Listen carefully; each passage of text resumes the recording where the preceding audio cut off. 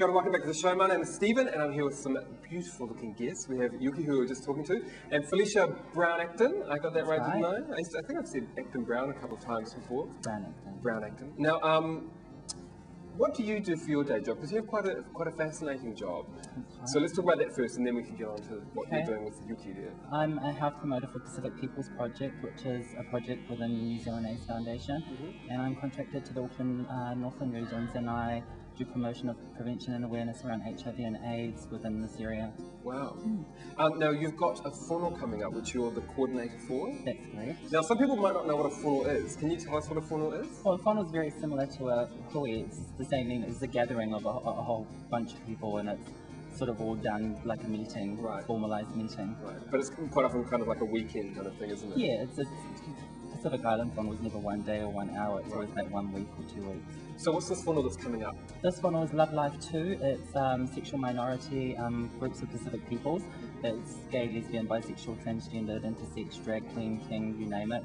And it's focused on creating a safe environment, talking about issues and concerns within those communities within New Zealand and the South Pacific. So it's what the whole basis of the funnel is sort of all involved about. So are there people coming in from anywhere else? Yes, we've got people coming in from Fiji, Tonga, Cook Islands, Samoa, Hawaii, Australia, as well as right from New Zealand. So we're expecting 100 people, but a total of 33 people from overseas coming to participate at the funnel, which is something quite big. So what kind of things do you talk about at the funnel? We talk about a lot of stuff around HIV and AIDS, and what's going on within the Pacific end here, and the key individuals that are going to participate and bring updates for whatever organisation or region they come from, as well as concerns within communities, a whole lot of different stuff. And not only that, we also focus on developing skills, giving back skills to these organised-based groups so that they can go back to their respective countries or areas within New Zealand and give back to the community. Fantastic. Is HIV an issue in the Pacific? Do you think? It is, because back in the day there wasn't much, but I mean, you'd be surprised at how many people actually are living with HIV within the Pacific, especially within Papua New Guinea, where the figures are just blown out of proportion, and there's still not an accurate figure as to how many are living with HIV. And maybe we'll never know. Well, proper studies need to be done. In most of the Pacific Islands, is there kind of an awareness, do you think? Do the people know about it? Is there education about it? Yeah, but then there are many other factors that are within the Pacific, and sex is not the main focus, and talking about these issues are sort of always kind of left behind closed doors. And this is what we're trying to create within these communities who are most at risk, that there needs to be an awareness around condom promotion, also with fast test rapid testing through Positive Health, knowing about those services that are available to them, and a lot more easier approach-wise, so that they can find out whether they're HIV positive or not, and giving them that information so that they're familiar, and also talking about condom use, because within the Pacific, not many people like to use condoms because it's a cultural thing. It's just teaching people in order to protect themselves. To use condoms. Because in New Zealand we have, medication, in most of the Western countries, there is medication for people who are living with HIV. That the medication has its ups and downs, but generally it's pretty good.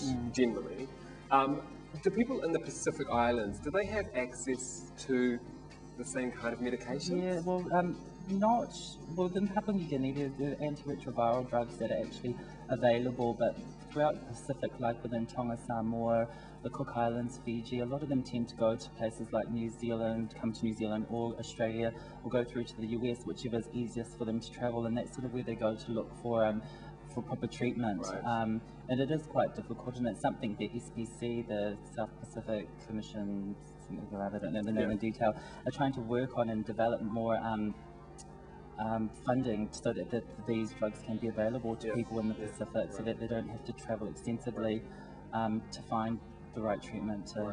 Well, it's like, I guess it's just, third world countries, which some of the Pacific is kind of still developing. Yeah, still developing countries. That's something what I should say. They don't have access to the same funding that, you know, us more wealthy countries do. Because believe it or not, New Zealand is actually quite a wealthy country. You can moan all you like, but we have access to fantastic facilities. Yeah, you know, yeah, we're very lucky. You know, we are really lucky here. And so, as part of the, what's the connection between the art exhibition and the whānau? Is there a connection there? Well, definitely. The Niasina Whawhātene exhibition, which Yuki's been working tirelessly with me to organise, mainly through Yuki because I concentrate on the whānau. It's all about the bringing in together the communities and what Yuki's trying to create as an environment, capitalising on the key target groups, so that she's got. Yeah. And the exhibition is actually directly marketed towards the conference participants of the whānau. Right. So it's actually for them. Yeah. And you know, and I think, you know, art plays an important part in Samoan people's lives. And I think it's great that, you know, I could actually put together an exhibition to actually reflect the issues of, you know, the Samoan community and specifically to Whawhātene people. Fantastic. Cool. And are there any other events that people could come along to as part of the whānau, or is it just mainly the art exhibition? Well, there's the art exhibition. We've also got a netball tournament. We've got a Whiawhia night with the talent competition. When's that? That's on the Saturday night, Saturday the 21st, which Right. is this coming Saturday. A week from yesterday? Yes, and we've sort of placed all of this stuff sort of throughout the whānau, because then it doesn't put pressure on them to feel like it's an institutionalized atmosphere. Right. You know, Have some fun. yeah, exactly. It's in our culture. We sort of socialise through food, through song, through dance, through exhibitions, Right. and it's all that kind of stuff. So people feel more relaxed and they speak more fluently when they want to actually speak about the real concerns and issues. And it's about creating that safe environment for them. So if people want to find out anything more, is there any way they could easily find out? Is there a website or the NZAF, New Zealand AIDS Foundation? They can go to the New Zealand AIDS Foundation website, which is www.nzaf.org.nz, and then click on the Pacific People's Project link. Cool. Yeah. Fantastic.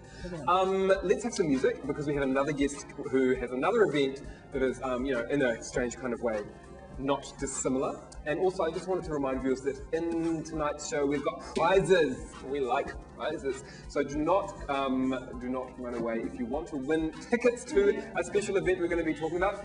And I've also got tickets to a dance party happening on the 3rd of November. So tickets that we're going to give away towards the end of the show. But stick around. Let's have some music, and then we can meet our next special guest.